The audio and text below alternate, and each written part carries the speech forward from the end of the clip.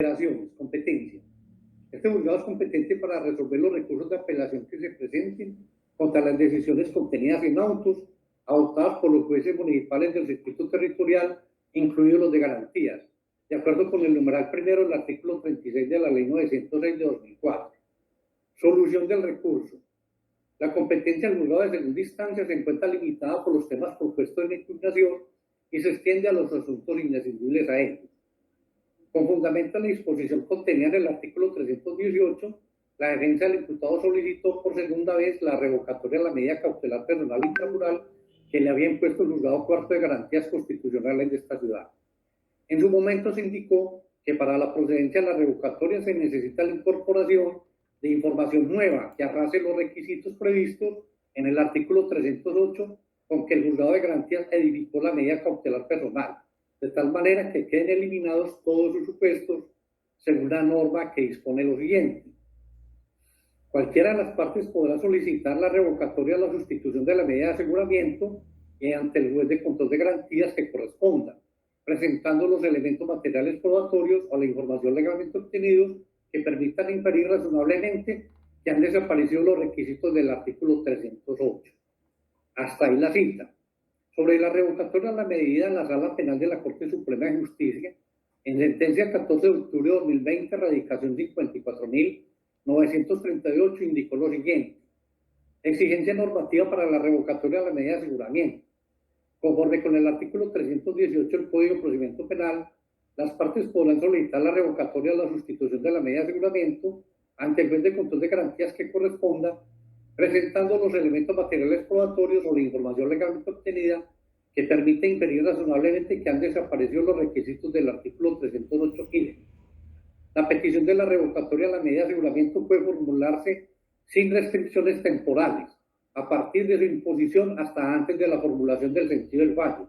y sin limitaciones cuantitativas, o condicionada a un número concreto de solicitudes, por cuanto no resulta constitucionalmente admisible mantener vigente una medida restrictiva de la libertad, a pesar de que de la valoración de las circunstancias objetivas que se presente, de manera sobreviniente, se imponga el cese de la efectiva privación de la libertad del sindicado o la sustitución de la medida por haber desaparecido los fundamentos que dieron origen a su imposición. Lo contrario sería posibilitar la permanencia de privaciones arbitrarias a los derechos fundamentales, concretamente cuando la medida de aseguramiento carece de los requisitos legales o se sustenta en una finalidad y en un objetivo inválido e innecesario que no concurre con los mandatos constitucionales. No obstante, el solicitante tiene la carga de aportar elementos probatorios nuevos o información obtenida legalmente que no hubiera sido tenida en cuenta con anterioridad cuando se decretó la medida de aseguramiento o la sustitución de la misma. Pues solo en esa hipótesis será posible para el juzgador realizar una inferencia razonable de cara a establecer si desaparecieron o no los elementos que estructuraron los requisitos y así decidir lo correspondiente. Hasta ahí esa cita.